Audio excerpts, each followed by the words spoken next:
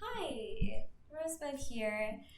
So today I wanted to do a bit of a story time video about surviving a home invasion and sort of what I learned from it, and I just kind of wanted to share the experience. And I do feel like it's kind of not changed my perspective, but it's empowered the perspective that I already had. And just a disclaimer, I don't think that you need to experience things like this to come to these conclusions. So I don't want anyone watching that to think that you need to go through something like this to come to this conclusion, which is why I want to make a video sharing it. Okay, so to get into this story, a couple months ago, I was house sitting and I had just been hanging out, and I did sort of feel a weird feeling all day, like a feeling not that something bad was going to happen, but I shouldn't be there, like that I needed to leave. And I didn't listen to the feeling. I kind of just thought, okay, like, I'm here house sitting. I can't just leave. And I have no reason to be feeling that. Well, no reason I thought.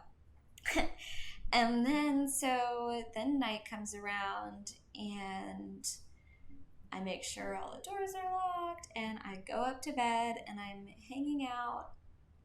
I was actually talking on the phone with my boyfriend at the time, who I really appreciated was not invalidating me while I was experiencing this.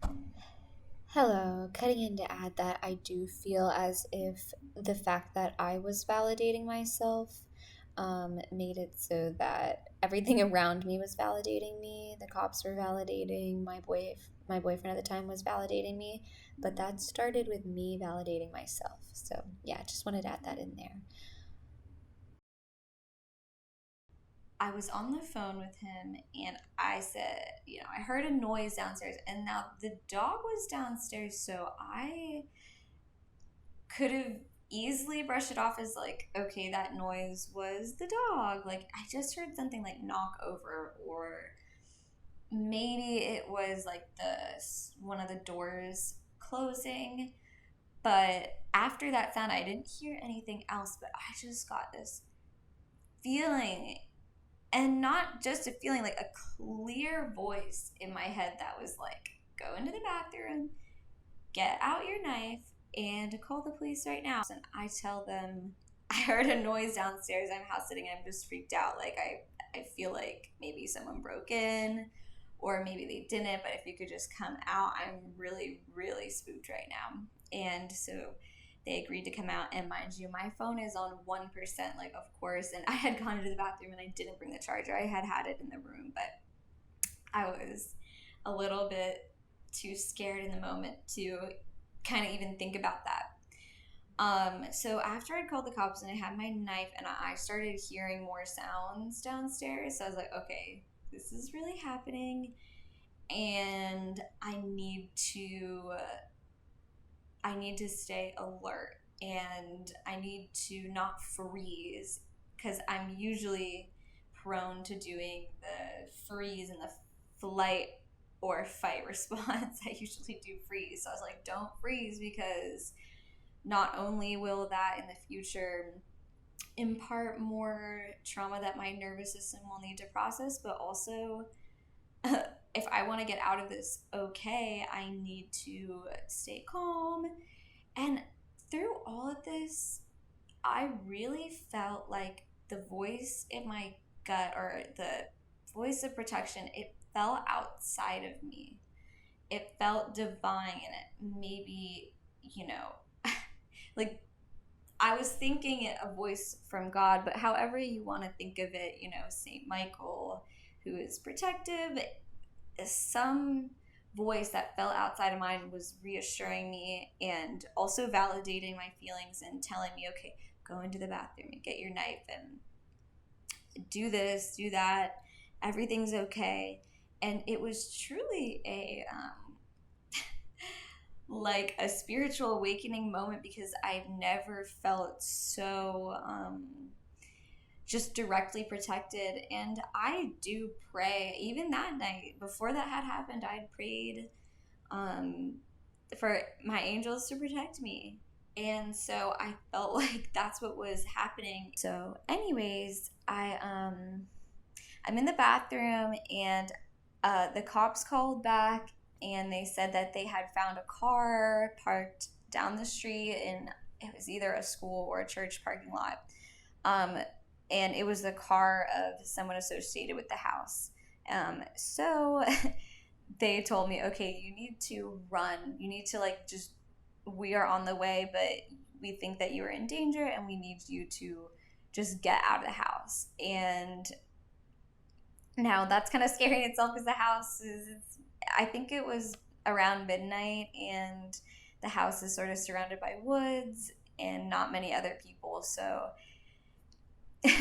I didn't really question it though because I was like, yeah, I think it's best for me to just try to escape. And so I was listening and I heard him come up the stairs and jiggle on the door to the bedroom, which was also locked, and then walk down the hallway.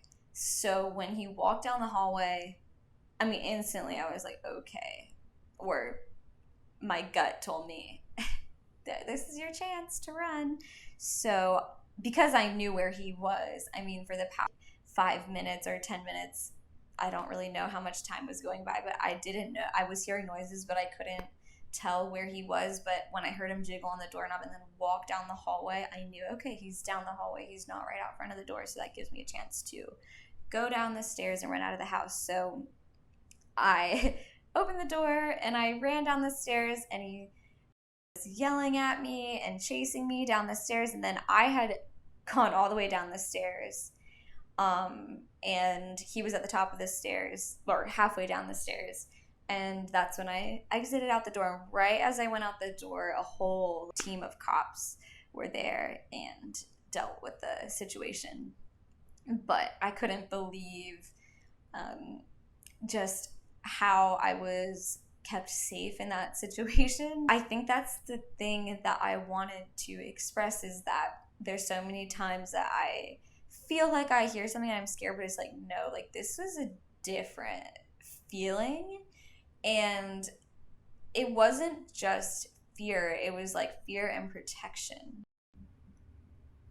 Okay, thank you for watching. I wanted to add one more thing, which is that I wanted to express true and genuine gratitude to the Lord and to my angels in how they have protected me and given me life and peace and understanding and healing. And these are all things that I ask for and I pray for, and I'm grateful for their endless gifts for me. And yes, thank you.